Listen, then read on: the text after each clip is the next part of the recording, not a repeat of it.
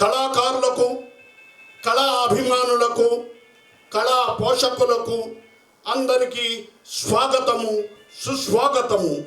మా సంగీత సభకు విచ్చేసినందుకు మా హృదయపూర్వక ధన్యవాదములు, నమస్కారములు. ఒరే రవి, నువ్వు వెళ్ళి ఆ కాంగో పట్టరా. అలాగే సార్. రే, నువ్వు వెళ్ళి ఆ డ్రమ్స్ పట్టరా. అలాగే సార్. రే, నువ్వు వెళ్ళి ఆ కీబోర్డ్ పట్టరా. రే, నువ్వు వెళ్ళి ఆ సింబల్ పట్టరా. అలాగే సార్. రండి, రావాలి. వెళ్ళి ఆ సిక్స్ పట్టరా. సరే, ఇన్స్ట్రుమెంట్లు అన్నీ వచ్చాయి, పైకి వచ్చాయి. ఇప్పుడు ఏం చేస్తారంటే, రే ఈ సింబల్ తీసుకెళ్ళి కింద తీసుకెళ్ళు. అలాగే సార్. రే ఈ స్టిక్స్ తీసుకెళ్ళి కింద తీసుకెళ్ళు. రే ఈ కీబోర్డ్ తీసుకెళ్ళి కింద కార్లో పెట్టు. అలాగే సార్. రే ఆ డ్రమ్ తీసుకెళ్ళి కార్లో పెట్టు. మీ ఇద్దరు కలిసి కాంగోని కార్లో పెట్టి తొందరగా రండి. అలాగే సార్.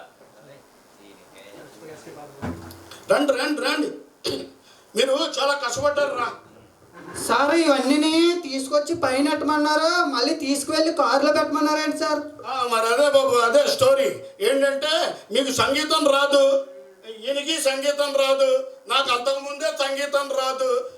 ఆ ఇన్స్ట్రుమెంట్లు మనం ఏం చేసుకుంటాం, ఆ ఇన్స్ట్రుమెంట్ల కింద తీసుకెళ్ళి పైకి తీసుకురావడం, మళ్ళీ కిందకి తీసుకెళ్ళి కారులో పెట్టడం, ఇది మన ఉద్యోగం. ఎందుకంటే మేటి కళాకారులు వాళ్ళు స్టేజ్ మీదకి సింగిల్గా వస్తారు. వాళ్ళ ఇన్స్ట్రుమెంట్లు మనం పైకి తీసుకెళ్ళవలసిన ఆ పని మందే, ఆ ఉద్యోగం మందే.